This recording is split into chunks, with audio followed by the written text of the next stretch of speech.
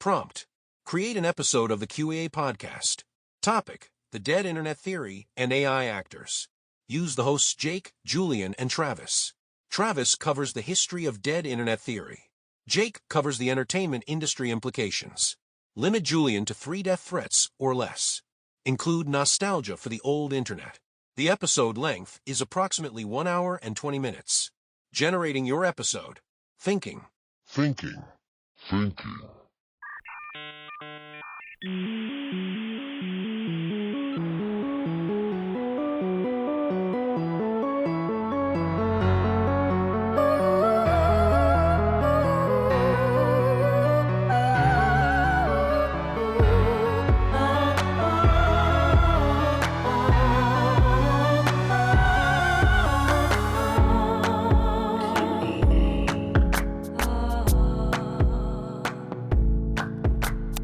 If you're hearing this, well done.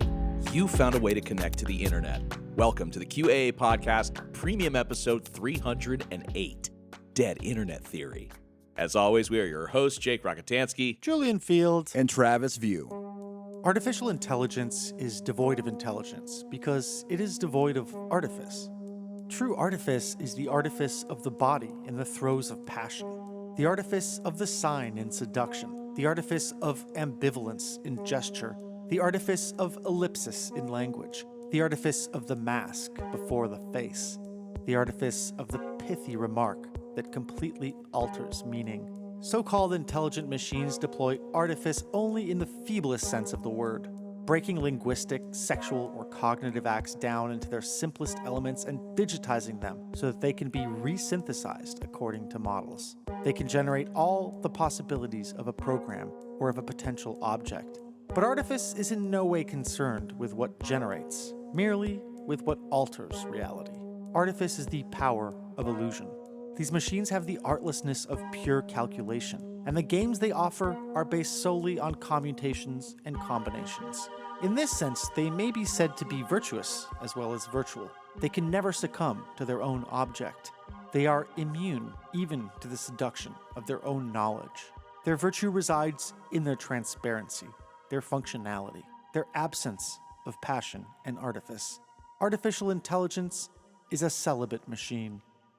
Jean Baudrillard, Xerox, and Infinity. When I think about why I was attracted to the internet, even 30 years ago, before there was modern social media, back in the dial-up days, I'm reminded of the famous but apocryphal quip by the bank robber Willie Sutton. When asked why he robbed banks, Sutton reportedly replied, "That's where the money is." My man. Julian, why are you in the United States? That's where the QAnon is.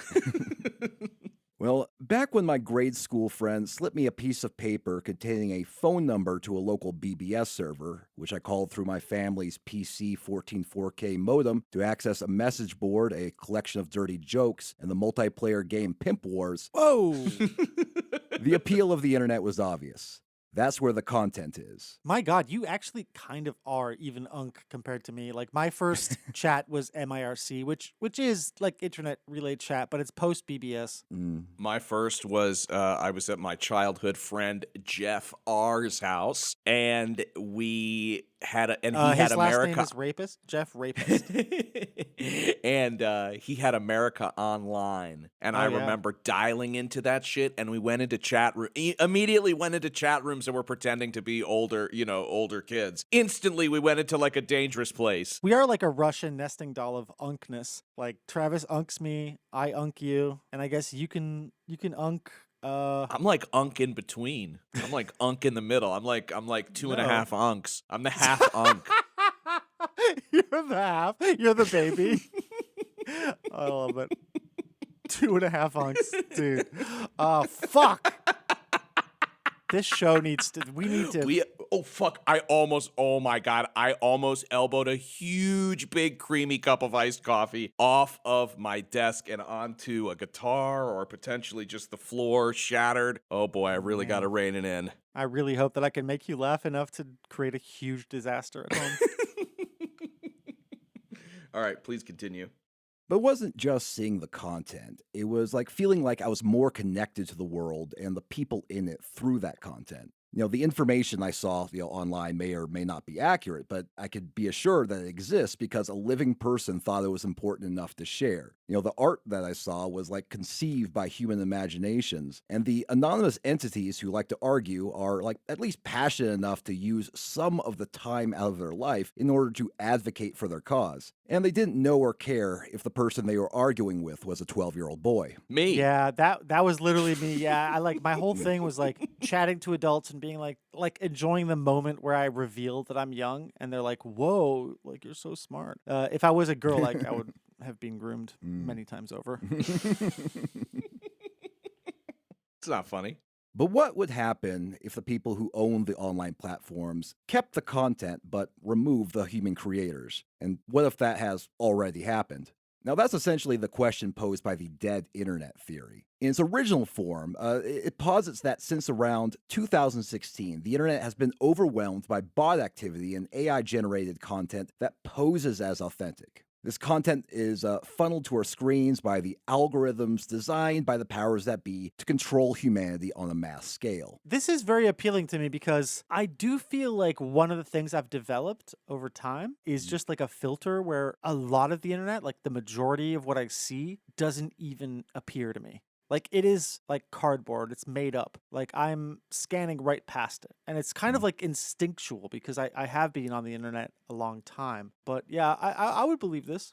The idea was popularized 4 years ago as a conspiracy theory, or perhaps as a bit of paranoid creepypasta. But as advances in generative AI technology made the idea of an inhuman internet more plausible, it's become worthwhile to, wonder if the dead internet theory is, to paraphrase Michael Burry in The Big Short, not wrong, just early. Oh, fuck. I love that movie. And, it's become very, very popular. In fact, just a few weeks ago, Sam Altman, CEO of OpenAI, tweeted this. I never took the dead internet theory that seriously, but it seems like there are really a lot of LLM-run Twitter accounts now. Yeah, that's a real, we're all looking for the person who did this moment. Now, the theory reached public awareness after it was published on the small web forum Agora Road's Macintosh Café in January of 2021. The pseudonymous author IlluminatiPirate posted the theory, which he claimed was developed on the 4chan board X and Wizardchan, the image board specifically for incels. So here's the crux of the theory from that original post. The internet feels empty and devoid of people. It is also devoid of content. Compared to the internet of, say, 2007 and beyond, the internet of today is entirely sterile. There's nowhere to go and nothing to do, see, read, or experience anymore. It all imploded into a handful of sites and these empty husks we inhabit. Yes, the internet may seem gigantic, but it's like a hot air balloon with nothing inside. Some of this is absolutely the fault of corporations and government entities. To support this theory, IlluminatiPirate runs through several anecdotes, most of which aren't convincing. For example, he says that he used to be in contact with people he met on the internet who, for some reason, stopped posting without so much as a goodbye. He thinks it's suspicious that Moot, the creator of 4chan, suddenly gave up running that forum to work for Google, speculating that the real Moot was killed and replaced with an imposter. He believes that the social media experience is entirely different on a PC as opposed to a smartphone, and this is evidence that the content is inauthentic. IlluminatiPirate also offers this point. Fake people. No, not NPCs. YouTube people who talk about this or that, and quite possibly many politicians, actors, and so forth may not actually exist. In fact, I am sure of it. CGI and deepfakes are far more advanced than we are led to believe, and we can't trust our eyes anymore. Many people, events, news, and so on may be wholly fictional. You've been listening to a sample of a premium episode of the QAA podcast. For access to the full episode, as well as all past premium episodes and all of our podcast miniseries, go to patreon.com/QAA. Travis, why is that such a good deal? Well, Jake, you get hundreds of additional episodes of the QAA podcast for just $5 per month. For that very low price, you get access to over 200 premium episodes, plus all of our miniseries. That includes 10 episodes of Man Clan with Julian and Annie, 10 episodes of Perverts with Julian and Liv, 10 episodes of The Spectral Voyager with Jake and Brad, plus 20 episodes of Trickle Down with me, Travis View. It's a bounty of content, and the the best deal in podcasting. Travis, for once, I agree with you. And I also agree that people could subscribe by going to patreon.com/QAA. Well, that's not an opinion, it's a fact. You're so right, Jake. We love and appreciate all of our listeners. Yes, we do. And Travis is actually crying right now, I think, out of gratitude, maybe? That's not true. The part about me crying, not me being grateful. I'm very grateful.